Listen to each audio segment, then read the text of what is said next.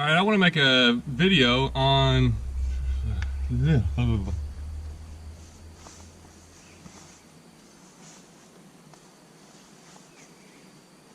I'm going to attempt to make a video on how to make YouTube fishing videos and the cameras I use. I did a video a couple days ago. I did it all and I just didn't like it. It didn't turn out very well as what I thought, and I forgot a bunch of stuff. So today I got a bunch of stuff written down I'm going to try to go over. And I got my cameras laid out here. I'm gonna show you what cameras I started out with, what I have now, how I do it, editing, and maybe at the end, just a little bit of how I got started and maybe some help for some people that are just getting started into it. First off, obviously I'm not that big of a channel, just past 1,000 subscribers. Thank you for everyone that's subscribed, and if you haven't subscribed yet, go ahead and subscribe. I always hear people say that, so I feel like I gotta say it too. Also, I'm not a professional on computers or cameras for sure. Editing, I try to use the basic stuff, simple stuff, but it can get a little bit expensive even with the simple stuff. Alright, here's your trivia question. How many species of catfish are there in the world? First off, let's start with cameras and what not to do. It drives me crazy when people record like this. I hate looking up at people's faces like that. You kind of see what's in people's noses. And then when you hold it up here and shaky, you know, that's annoying too. And oh yeah, all that noise. Oh, it's so hard to cut out, especially on GoPros. They're so easy to make noise like that. But if you can take that away, that's a start. And just it's something you gotta kind of keep in mind. Also, the stabilization. Anytime you can keep it stable, it's always gonna be easier and look like better quality video. The other day it was kind of windy and there was cars going by, so I came back here in the woods and the sun's going down, so hopefully the lighting's okay and it's gonna turn out all right. And at least it's a nice day outside, so I feel like getting out here and try to make this video. Maybe to help somebody out. First camera everybody has is a GoPro or phone. I don't use it a lot just because it always fills up the memory. I don't have a big of a memory on my phone. The first camera I bought when I started making videos 2 years ago, right at 2 years ago now, was this Nikon.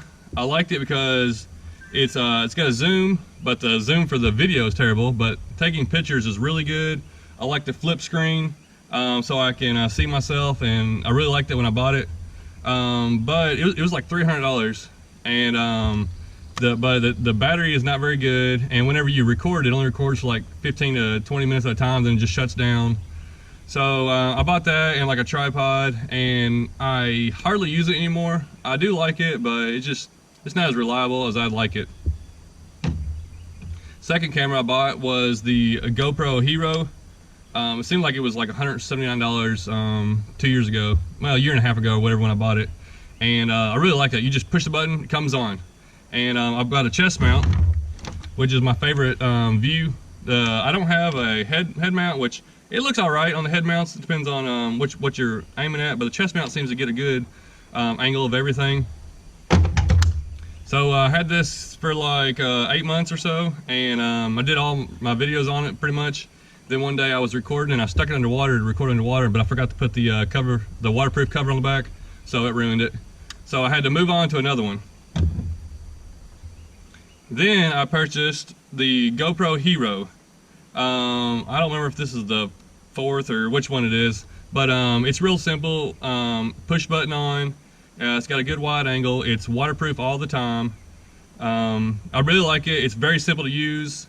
I did a lot of videos on this, and it works great. And the audio is not the best, but I'm not really good on audio. I don't even have an external mic like some people do, which would be a good idea for me to get probably, but I haven't got to that part yet.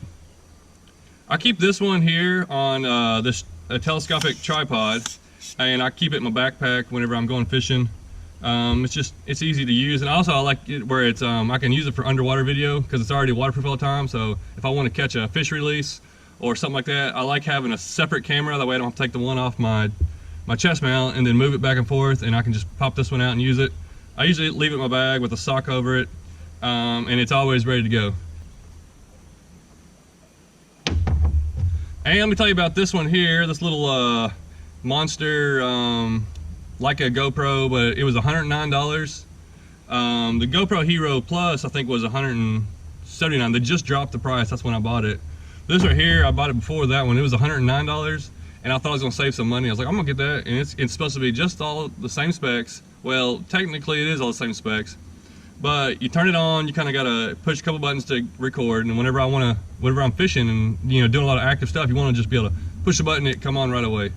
Well, when you turn it on, the video is a little bit grainy, or I'm not sure if it's my computer or what, but I never really liked it that much. And also, whenever I turn it on, whenever you got on record, it'll shut off on its own. Like, it doesn't really have a set time, it'll just shut down. So that's pretty annoying. Also, let me mention about the Nikon. You can't, let's just turn it on. You can't plug a battery into it and run it. It won't record at the same time it's being charged. So that's also, that's something you need to look into, because you want to be able to, if you don't want to buy a bunch of backup batteries, you want to be able to have a charger going while you're recording. There's over 2,000 species of catfish, and some places say over 2,400 species. That's ridiculous. I was thinking about it because I was watching River Monsters, and he was talking about how many different catfish there are in the world. I don't know how you can keep up with that many species of catfish and tell them apart. If you can, good for you. Last but not least is the camera that I'm recording with. It's my favorite one so far, and it costs the most. It's a GoPro Hero 5. It's waterproof all the time, unless you take the little cover off, which I usually do. I have a little flap. You have to take it off if you want to be able to charge it with a battery. The only thing with that, I don't know if it's mine or if it's all of them, whenever I have it charged with the battery pack and you push the on button, it won't want to come on. It don't want to come on right away. I have to unplug the battery pack, then turn it on, then it records. This battery pack will charge my GoPro sessions easy even while it's running, but it won't charge the Hero 5 while it's running. It'll kind of keep a little bit of power going to it, but it won't actually charge the battery up. So I may just need to get a better battery pack. The GoPros, both of my GoPros that I use, I run a 64 gigabyte memory card, and the 5 I usually run at like 60 frames per second, and the sessions I run at like 30 frames per second. They'll both run just staying on about close to 2 hours, hour and a half, 2 hours. And also it'll give me 4 hours of runtime doing it like that. So that's a pretty good amount. Usually when I go out fishing, I'm not going out on a boat or something where I'm going for 8 hours straight. Most of the time I'm going to go on a 2 or 3 hour, maybe 4 or 5 hours at the most fishing trip. And anytime I'm downtime or something going on, I can just turn it off and then turn it back on later. All right, let's go to editing. When I first started doing it, I bought a laptop. Didn't even have a laptop. I bought a laptop, the camera, and I purchased Filmora Wondershare editing software. I think it's around $60. It's very simple. It's easy to use, even for me to figure out. But it's pretty limited. I see all these people doing all these different editing transitions and these different things going on, and syncing up 2 cameras to the same microphone. I can't do all that.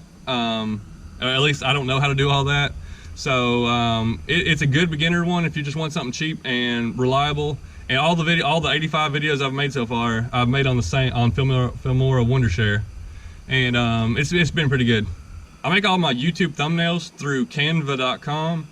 Somebody told me about it, and I've heard of lots of other places where you can make thumbnails. Some people can do it on their phone. Canva.com, it's free, the part that I use. There is a part you can purchase and you get more stuff with it, but it's easy to go on there, drag my photo in, add some words, edit the video to what quality I want, and download it, and it comes out to under the 2 megabyte requirement that for a YouTube thumbnail. So Canva.com is a real easy thing to use, and like I said, free. If you're using music, I do music every once in a while. You don't have to have music on your videos. I only have it every once in a while. It kind of makes it flow a little bit better, but it takes me forever picking out music. I get all the music I use just from YouTube, under their create area, and they got all that free YouTube music. And right now, I'm still not monetized yet. I'm over 1,000 subscribers, but they haven't approved me yet. So whenever I do create a video, it doesn't tell me if the music was royalty free, so I gotta make sure I'm getting royalty free music if I want to be able to monetize in the future.